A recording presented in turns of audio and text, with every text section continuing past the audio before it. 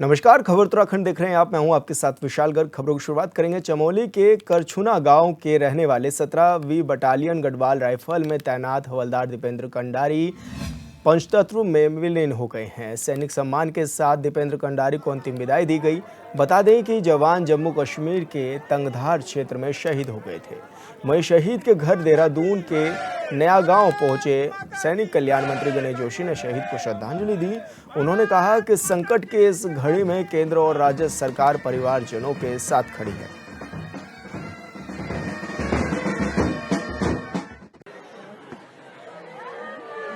भारत माता के एक अमर सपूत हवलदार दीपक कंडारी, जो मेरी यूनिट 17 गढ़वाल का था, आज देश की रक्षा के लिए उसने अपने प्राणों की आहुति दी है। और अभी मैं उस शहीद को श्रद्धांजलि करने उस परिवार में गया था।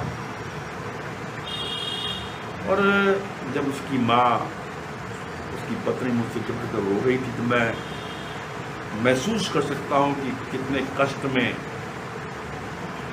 वो परिवार गुजर रहा होगा। इस दुख की घड़ी में भारत की सरकार, प्रदेश की धामी सरकार उनके साथ में खड़ी है। देखिए, हम किसी शहीद को वापस नहीं ला सकते, लेकिन उस शहीद का सम्मान करना,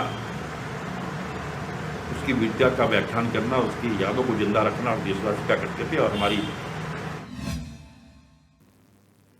बीजेपी नेताओं के दिल्ली दौरे से प्रदेश में चर्चाओं का बाजार गर्म है। वहीं धामी कैबिनेट मंत्रिमंडल विस्तार से लेकर कई कयासबाजी भी हो रही है। ऐसे में विपक्षी दल भी अब सत्ता पक्ष पर जमकर तंज कसते हुए नजर आ रहे हैं। ऐसे ही तमाम मुद्दों को लेकर एचएनएन ने राज्यसभा सांसद नरेश बंसल से खास बातचीत की है।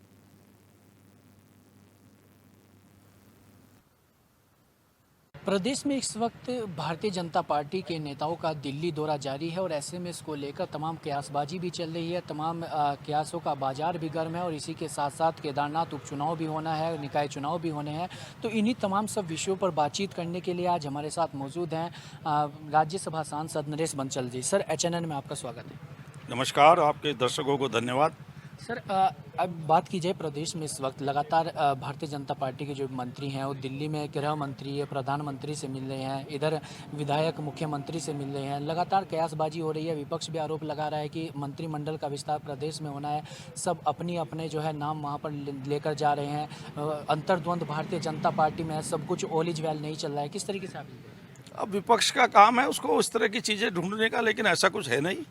और लोकतंत्र है, लोकतंत्र में हर विधायक चाहता है मैं मंत्री बनूं। अगर वो जाकर के अपनी बात कह रहे हैं अपने नेतृत्व को, तो इसमें विपक्ष को काहे की तकलीफ है। मंत्रिमंडल का सब जानते हैं, जब विस्तार होगा तो होगा, और ये मुख्यमंत्री जी का पूरा प्रीरोगेटिव राइट है, उनका अधिकार है कि वो जिसको चाहेंगे उसको मंत्री बनाएंगे। लेकिन इसमें किसी प्रकार का अंतर्द्वंद ये समझ में नहीं आता कि विपक्ष किस प्रकार से अंतर्द्वंद देख रहा है। विपक्ष अपने घर को देखे और बीजेपी की चिंता न करे। बीजेपी बिल्कुल एकजुट है, एक साथ है। डबल इंजन की सरकार प्रदेश में मुख्यमंत्री श्री पुष्कर सिंह धामी जी के नेतृत्व में पूरी तरह मजबूती के साथ जनता की सेवा कर रही है। सर, कांग्रेस पार्टी ये भी कह रही है कि जो है क्योंकि दिवंगत मंत्री चंदन रामदास के निधन के बाद जो है एक मंत्रिमंडल का जो पद खाली हुआ है उसमें दलित चेहरा बढ़ना है और कोई दलित चेहरा भारतीय जनता पार्टी को नहीं मिल पा रहा है। दलित विरोधी है भारतीय जनता पार्टी की सरकार। इस तरीके की बात भी कांग्रेस पार्टी कर रही है। कांग्रेस पार्टी का अपना ही वक्तव्य विरोधाभासी है। एक तरफ तो कह रहे हैं कि दलित चेहरा होना है, दूसरी तरफ कह रहे हैं कि दलित विरोधी है। जब दलित चेहरा अगर उनके अनुसार अगर होना है तो विरोधी कहाँ से हुई?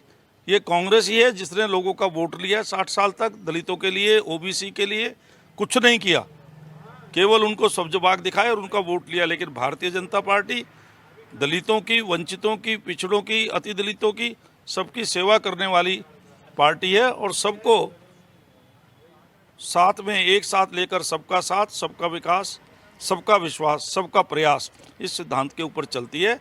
इसलिए विपक्ष को बहुत ज़्यादा ज्ञान बांटने की आवश्यकता नहीं। सर, आपने राज्यसभा में ग्रीन बोनस और एम्स के विस्तारीकरण की मांग भी उठाई। इसको लेकर आगे किस तरीके से कार्य किया जाएगा, किस तरीके से आगे जो है अपनी मांग आप रखेंगे? हम अब जो हमारी संसदीय प्रक्रिया है उसके अंतर्गत हमको अवसर मिलेगा, जो प्लेटफॉर्म मिलेगा, उस पर हम राज्य के हित की, जनता के हित की इन मांगों को उठाते रहेंगे। सर, केदारनाथ उपचुनाव भी होना है और निकाय चुनाव भी होने हैं। भारतीय जनता पार्टी अभी 2 विधानसभा सीटों पर जो उपचुनाव हुए हैं उसमें हारी है, तो ऐसे में केदारनाथ उपचुनाव में जिस तरीके से तमाम मुद्दे हैं, चाहे सोना चोरी का मामला हो, प्राण प्रतिष्ठा का मामला हो, तो कितनी चुनौती भारतीय जनता पार्टी केदारनाथ विधानसभा सीट पर होने वाले उपचुनाव को मानती है? जनता सब समझ चुकी है कि विपक्ष के लोग जिस प्रकार से अफवाहें फैला करके गुमराह करने का काम करते हैं, जनता उस गुमराह में आने वाली नहीं है। भारतीय जनता पार्टी पूरी तरह से मजबूत है। जहाँ तक 2 उपचुनाव हुए, दोनों सीटें हमारी नहीं थी, हम हारे नहीं हैं। जो बद्रीनाथ की है वो पहले से भी कांग्रेस की थी, कांग्रेस के पास गई है। जहाँ तक मंगलौर की सीट का सवाल है, मंगलौर की सीट पे हम हमेशा तीसरे नंबर पर आते थे। अब की बार हम केवल 400 वोट से हारे हैं और वो बसपा से सीट खाली हुई थी, कांग्रेस ने उसको जीता है। इसलिए भारतीय जनता पार्टी ने अपना मत प्रतिशत वहाँ दुगुना से भी ज़्यादा किया है, 1.5 गुना 2 गुना। इसलिए हम कोई हारे नहीं है। पार्टी पूरी मजबूती के साथ कार्यकर्ताओं की मेहनत से, नेतृत्व की कुशलता से चुनाव लड़ी है और केदारनाथ हम जीतेंगे हर हालत में। धन्यवाद सर। तो हमारे साथ राज्यसभा सांसद नरेश बंसल और साफ तौर पर इन्होंने तमाम विषयों पर अपनी बातें रखी हैं और जिस तरीके से जो है केदारनाथ उपचुनाव भी होना है, निकाय चुनाव भी होना है, तो उसको लेकर भी इन्होंने कहा है कि केदारनाथ चुनाव जो है भारतीय जनता पार्टी जीतेगी, चाहे बद्रीनाथ विधानसभा और मंगलौर विधानसभा के परिणाम चाहे जो कुछ भी रहे हों। अपने सहयोगी मानसू शर्मा के साथ मैं उनसे चैनल 20.7 देहरादून। खेल मंत्री रेखा आर्या ने होटल में एक para Olympic association of Uttarakhand की तरफ से आयोजित एक कार्यक्रम में शिरकत की। इस दौरान मंत्री ने उत्तराखंड पैरा ओलंपिक वॉलीबॉल खिलाड़ियों को राष्ट्रीय प्रतियोगिता में उत्कृष्ट प्रदर्शन करने पर सम्मानित भी किया। साथ ही उन्होंने सभी के साथ अभ्यास मैच भी खेला। वहीं इस मौके पर खेल मंत्री रेखा आर्या ने कहा है कि निश्चित ही हमारे पैरा ओलंपिक खिलाड़ियों ने अपने खेल के जरिए अन्य लोगों को भी प्रेरित करने का कार्य किया है।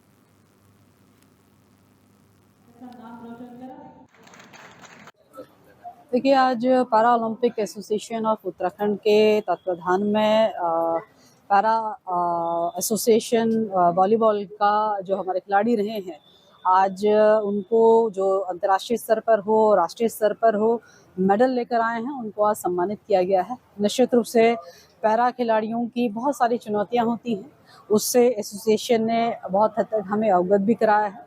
हमने भी ये कोशिश करी है कि एसोसिएशन की बातों को निश्चित रूप से जो सरकार के द्वारा बनाई गई खेल नीति है, उस खेल नीति में किस प्रकार से समाहित की जा सकती है। आने वाले समय में राष्ट्रीय खेल होने जा रहे हैं, तो उसमें किस प्रकार से पैरा एथलेटिक्स का हम लोग उपयोग कर सकते हैं। लोहाघाट नगर व्यापार मंडल की नवगठित कार्यकारिणी ने नगरपालिका सभागार में हुए भव्य शपथ ग्रहण समारोह में पद और गोपनीयता की शपथ ली है। समारोह में लोहाघाट व्यापार मंडल के निर्विरोध अध्यक्ष मनीष जुकरिया, महामंत्री विवेक ओली और उपाध्यक्ष दिनेश सुतेड़ी समेत नामित व्यापार संघ सदस्यों और पदाधिकारियों ने शपथ ली। वहीं निर्विरोध व्यापार संघ अध्यक्ष मनीष जुकरिया और सभी व्यापार संघ पदाधिकारियों ने कहा है कि संगठन हमेशा व्यापारी के लिए ही और उनकी समस्याओं के लिए ही कार्य करता रहेगा। वहीं सभी व्यापारियों और नेताओं के साथ ही व्यापारियों ने नवगठित व्यापार संघ कार्यकारिणी को शुभकामनाएं दी हैं।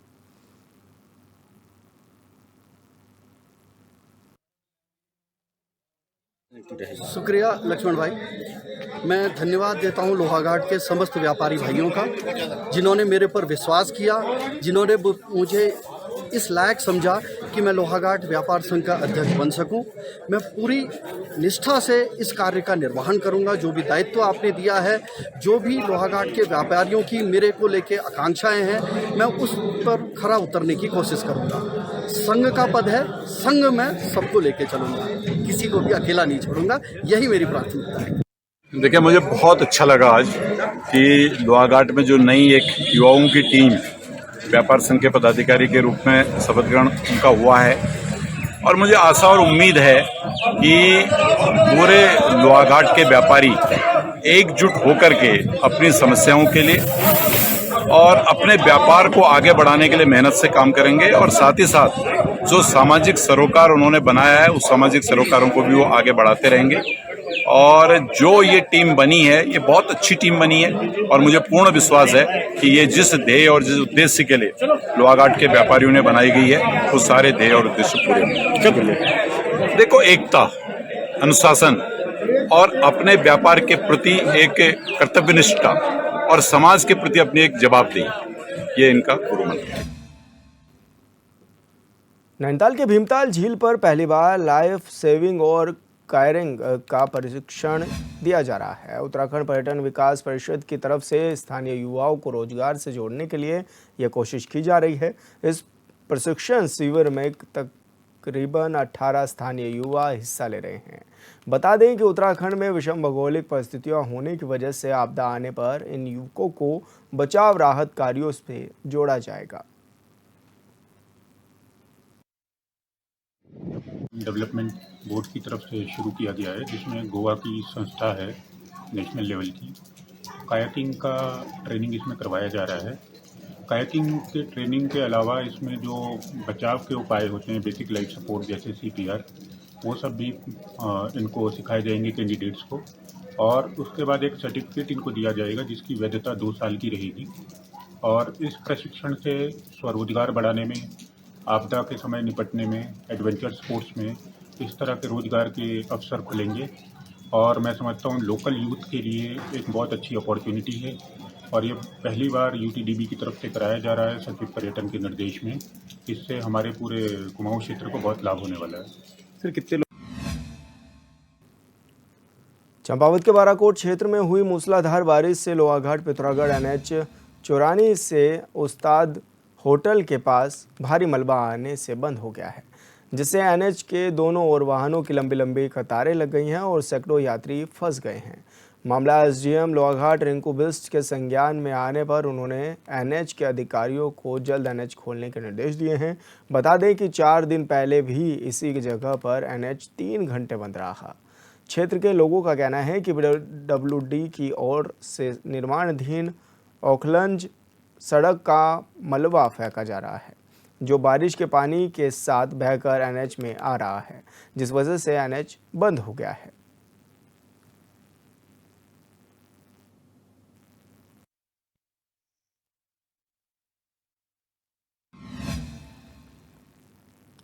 चमोली जिले के थराली में मोहनखाल कानातोली चौपता तुंगनाथ मोटरमार्ग की मांग को लेकर बैठक आयोजित की गई, जिसमें क्षेत्रीय जनता और कानातोली चौपता तुंगनाथ संघर्ष समिति के ने निर्णय भी लिया है कि 13 अगस्त से मोहनखाल में मार्ग का काम पूरा न होने पर धरना दिया जाएगा। साथ ही 22 अगस्त को गैरसैंण में आयोजित मानसून सत्र में भी विधानसभा का घेराव किया जाएगा। बता दें कि 80 के दशक में मोहनखाल चौपता मोटर मार्ग का कार्य शुरू हुआ था और अभी तक मार्ग को पूरा बनाने का काम नहीं हुआ है। स्थानीय लोगों का कहना है कि जब तक उनकी मांगें पूरी नहीं की जाएंगी तब तक ये आंदोलन जारी रहेगा। इसकी आगे की रूपरेखा हमारी ऐसी है कि 13 तारीख से हमारा धरना प्रदर्शन शुरू होगा। 13 तारीख 11 बजे से हमारा धरना शुरू हो जाएगा और 22 तारीख को हमारा अगर माने यहाँ पे इस धरने के पश्चात कोई भी अगर अधिकारी और कर्मचारी, ये जो राजनेता है, अगर हमारी बातें सुनेंगे नहीं तो 22 तारीख को हमारा गैरसैंण कूच का कार्यक्रम है।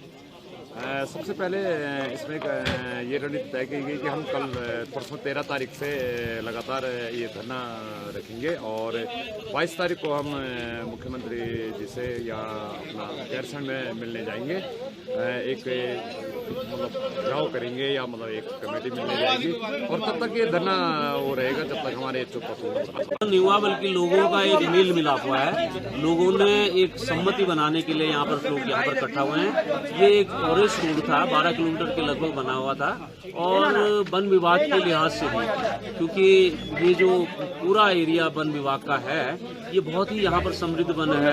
हमारे वन्य प्राणी बहुत अच्छे हैं और यहाँ पर जो हमारा पक्षियाँ हैं बहुत ही समृद्ध परंपरा की पक्षियाँ हैं। तो इनको बचाने के लिए वन विभाग को भी, हमारा तो ये कहना है कि वन विभाग को इस वन क्षेत्र को देखने के लिए, इस क्षेत्र की देखभाल करने के लिए जो जिस जिस पर्पज से ये 12 किलोमीटर रोड बनाया था उसको और आगे बहुत पहले बना देना चाहिए था। और हम इसी मांग के साथ वन विभाग ने, क्योंकि ये रोड अपनी वन भूमि की सुरक्षा के लिए, वन संपदा की सुरक्षा के लिए इस मार्ग को पूरा नहीं बनाया है, हम आंदोलन करने जा रहे हैं कि वन विभाग जागे और अपनी वन भूमि, अपने वन्य क्षेत्र, अपने अभयारण्य क्षेत्र, अपने वन्य जीवों और अपने पशु पक्षियों की सुरक्षा के लिए